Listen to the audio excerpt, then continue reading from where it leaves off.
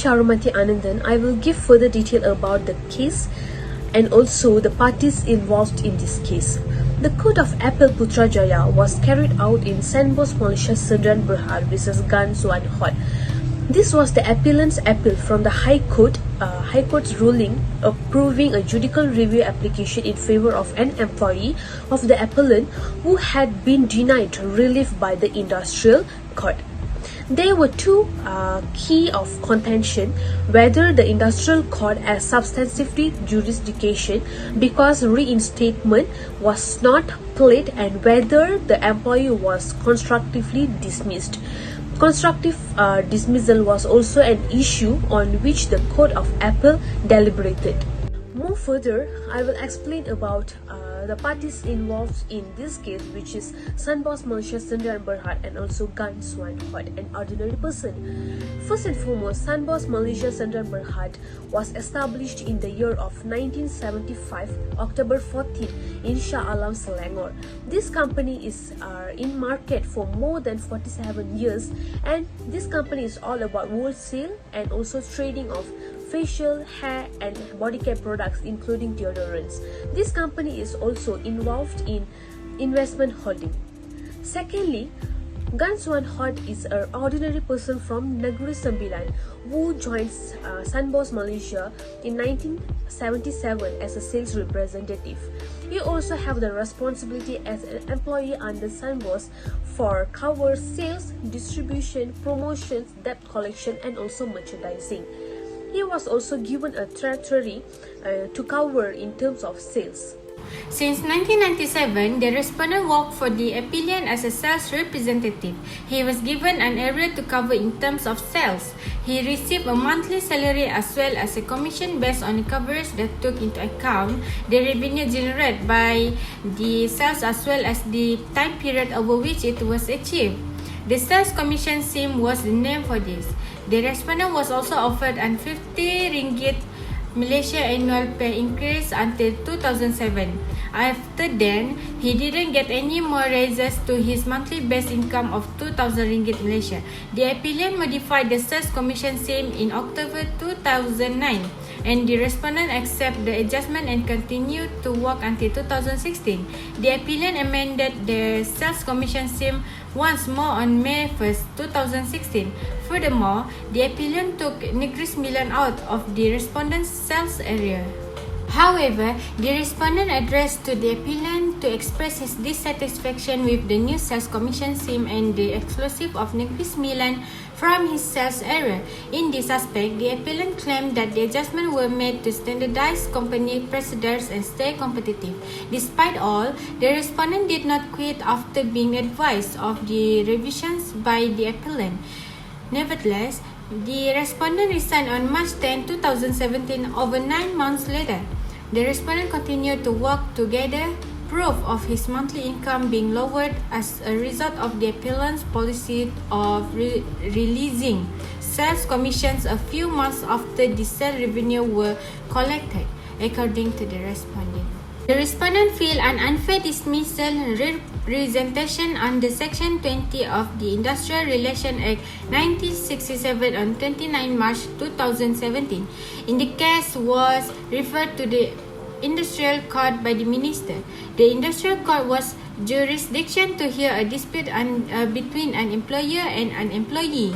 Once the Minister has made a reference under Section 20 of the Industrial Relations Act 1967, due to the ministerial reference, the Court of Appeal determined that the Industrial Court has jurisdiction in this case.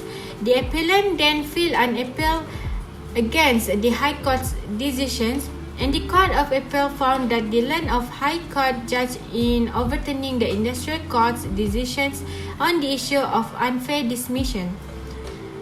As a result, the Court of Appeal determined that the respondent failed to identify that he was unfairly dismissed, and that the respondent abandoned an elegant breach by failing to resign within a reasonable period of time after the appellant's action of breach. There must be a question: what is the cause of this case? Okay, sales commission scheme was the source of disagreement between the company and also the employee at first. It was updated by the appellant in October 2009 and it was undemocratically amended according to the respondent. When the sales commission scheme was amended again on 1st of May 2016, everything came to a head.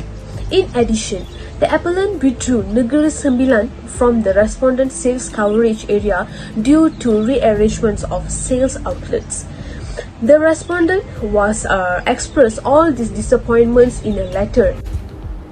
Alright, now I will explain about the process and the duration. On 29 March 2017, the respondent filed an unfair dismissal representation under Section 20, Subsection 1 of the Industrial Relations Act 1967 to the Industrial Court.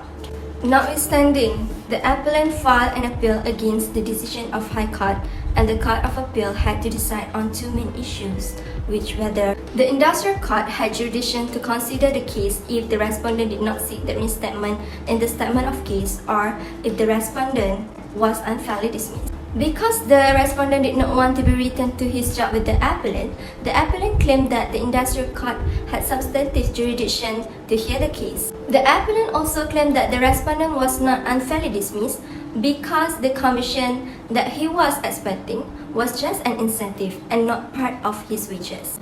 Moreover, because of the ministerial reference under Section 20, Subsection 3 of the Industrial Relations Act 1967, the respondent argued that the Industrial Court had jurisdiction to consider the case.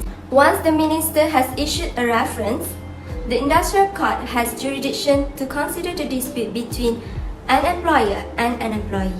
The Court of Appeal upheld the Industrial Relations Substantive Authority to hear the case, stating that the Industrial Relations Act 1967 is a beneficial social law designed to provide a greater remedies than those available under common law. While an employee is required to seek reinstatement from his former employment when making representation, the Court of Appeal held that once the case is referred to the Industrial Court by minister, the employee is no longer required to plead for the remedy of reinstatement. The Court of Appeal further referred to the Section 30, Subsection 6 of the Industrial Relations Act 1967, which give the Industrial Court broad power to incorporate any matter or things is essential or expedient in the work.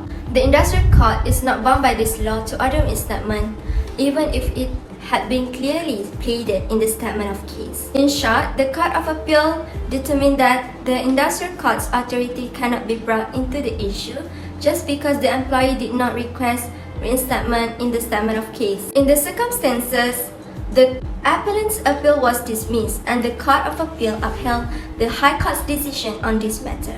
Further, the Court of Appeal determined that the learned High Court's judge erred in reversing the Industrial Court's finding on the issue of unfair dismissal. On 15 March 2021, the Court of Appeal found that the respondent failed to prove that he was unfairly dismissed. Overall, the case of Sunburn Malaysia Sdn Bhd versus Gan Soon Huat took 3 years, 11 months and 70 days to resolve, with respondent filing an unfair dismissal complaint under Section 20, Subsection 1 of the Industrial Relations Act 1967 on 29 March 2017. Thank you. Now, I will explain about the impact of case to all parties involved.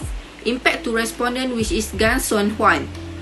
The respondent need to resign from his employment within a reasonable time after the alleged breach of employment contract by the employers. This is because the respondent failed to prove that he was unfairly dismissed by the appeal. A failure by the respondent to leave his employment within a reasonable time after alleged breach by the employer could be deemed to be a waiver of breach by the employee. Now, I will explain about the impact on the appellant, which is Sunburn Malaysia Sdn Bhd. The impact on the employer if an employee make a representation under Section 21 of Industrial Relations Act 1967 for unfair dismissal, it will affect the business costs. The organisation need to get legal advice as soon as possible. Unfair dismissal claim can have significant consequences for the business. If it is a senior member of your staff with many years employment, compensation can amount to 100,000 ringgit. the process of unfair dismissal itself also need to use a lot of cost. The organisation need to hire an experienced lawyer to protect the organisation against unfair allegation. Now I will explain about the outcome of this case. The outcome of this case was the respondent failed to prove that he was unfairly dismissed, allowing the appellant to win the case based on information in the letter of appointment. The first piece of evidence is that the respondent sales commission rate was already established in the letter of appointment when he initially started working with the appellant. The sales commission is clearly declared to be an incentive for excellent performance and is dependent on sales volume. As a result, unlike the annual bonus stated on the letter of appointment, it is not a fixed amount. Second, when the respondent disagrees over the sales commission, the sales commission rate indicated in the letter of appointment was amended appropriately 14 years later in 2009. The respondent accepted the offer and did not quit the job. As a result, he recognized that the commission rate can be changed by the employer.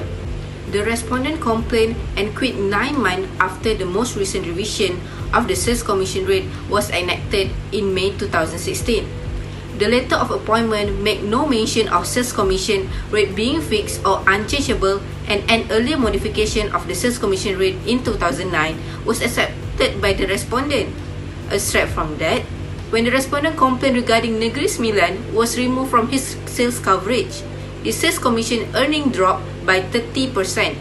However, Negeri Sembilan was not listed in the respondent region of coverage in the letter of appointment. It was only afterward added. Furthermore, the area of coverage may be risk-considerable from time to time and when the necessity arises, according to the letter of appointment. The industrial court heard no evidence that the appellant intentionally victimized the respondent by eliminating Negeri Sembilan from his coverage area. In short, we can conclude that the respondent failed to prove that he was unfair dismissal by the appellant. This is because all the evidence already have in the letter of appointment.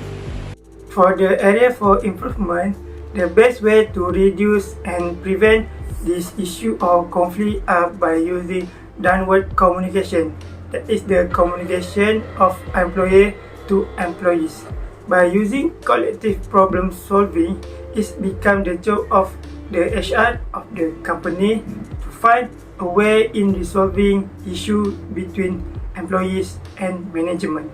As in the case, HR department can also use graph one channel method, which is a round table between employees and employer. With this, employees and employer can find out current issues that are happening or exchange opinion. This improvement can also use upward communication method, which is employees to employer communication. This can indirectly improve the good relationship with the employer, intend to increase the attitude of mutual trust when employees are numerous and easy to communicate with their employer. Employees will be more confident and trust that all things or change made are for the common good and not for one side only. Suggestion to the party involved. For the employer, they must clearly explain all the content that are contained in the contract. The employer need to be informed that the reward such as commission will be counted as an incentive and is not included in the salary. This is to ensure there is no confusion with the employees about the salary and reward. For the employees, they need to fully understand all the content and conditions that have in the contract before accepting it. They must know that incentives are not included in the salary and it is up to the organization to give them or not. Employees also need to be aware of any change that being made by the organization as long they are not illegal or break the contract or the employment act. Both parties need to have a good understanding and cooperation to prevent unwanted things from happening. A good relationship and understand each other can also prevent conflict and misunderstanding between them.